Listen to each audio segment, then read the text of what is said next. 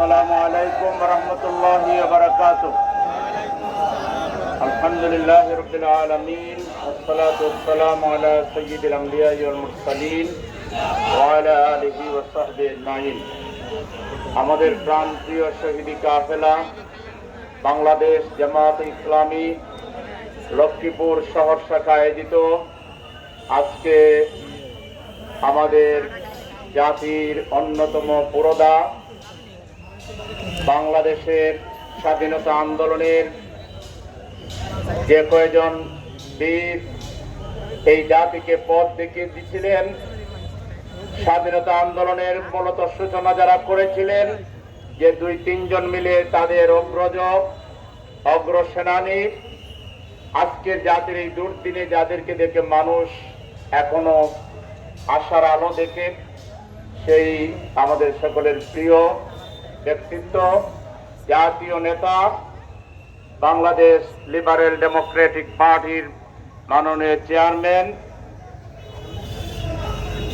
জনাব অলি আহমদ, অবসরপ্রাপ্ত জনাব কর্নেল অলি আহমদ বীর বিক্রম সাহেব, উপস্থিত বাংলাদেশ জামায়াতে ইসলামীর কেন্দ্রীয় কর্ম পরিষদের অন্যতম সদস্য, ঢাকা মহানগরী উত্তরের সংগ্রামী সেক্রেটারি, বাংলাদেশ ইসলামী ছাত্র শিবিরের সাবেক কেন্দ্রীয় সভাপতি, লক্ষ্মীপুরের আগামী দিনের মানুষের থেকে শ্রদ্ধা জানাই।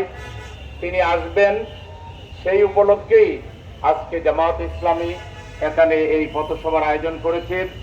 ওনার দলের পক্ষ থেকেও একটি হাদিয়া বিতরণ অনুষ্ঠান আছে। তারপরে আমরা শহীদ পরিবারের কিছু সদস্যদের সাথে দেখা করব, এরপর আবার আমরা ঢাকা ফিরে যাব। তো তার আগমন উপলক্ষে আজকের এই আয়োজনে আপনারা প্রায় বড় একটা জনসভারই আয়োজন করে ফেলেছেন। এই জন্য লক্ষ্মীপুরবাসীকে অনেক অনেক ধন্যবাদ জানাচ্ছি, শুকরিয়া জানাচ্ছি।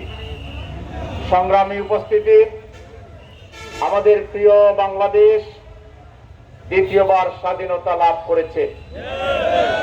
এই স্বাধীনতা অর্জন করতে গিয়ে আমাদের অনেক মায়ের কোল, আমরা অনেক মা তার সন্তানকে হারিয়ে, অনেক বাবা তার সন্তানকে হারিয়ে এখনো মূর্ছা যাচ্ছেন। এখনো তারা ধ্যানের মধ্যে আছেন, স্বপ্নের মধ্যে আছেন।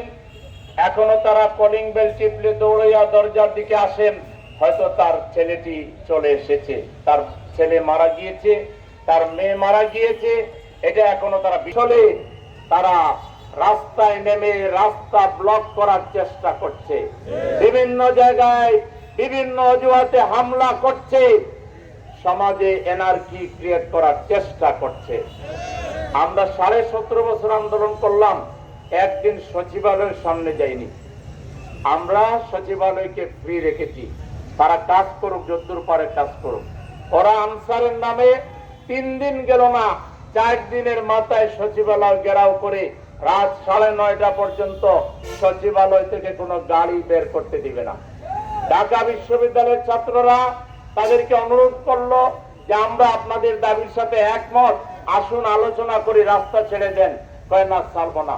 ঢাকা বিশ্ববিদ্যালয়ের ছাত্র হাসনাত আব্দুল্লাহ বা আব্দুল একজনের মাথায় গুলি করলো এবং তাকে সিরিয়াস উইন্ডেড করলো, আহত করলো।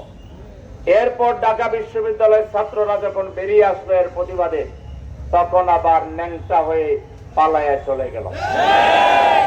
সুতরাং আনসারের নামে ছাত্রলীগ, যুবলীগ, আওয়ামী লীগ ওই দিন যেভাবে লেজ গুটিয়ে পালিয়েছে, আগামী দিনে বাংলাদেশে কেউ আন্দোলনের নামে অন্তত এই ইন্টারিম গভর্নমেন্টের সময় দাবি যা আছে লিখে রাখেন, লম্বা লম্বা দাবি লিস্ট করেন, 1000, 2000, 3000, কোনো আপত্তি নাই।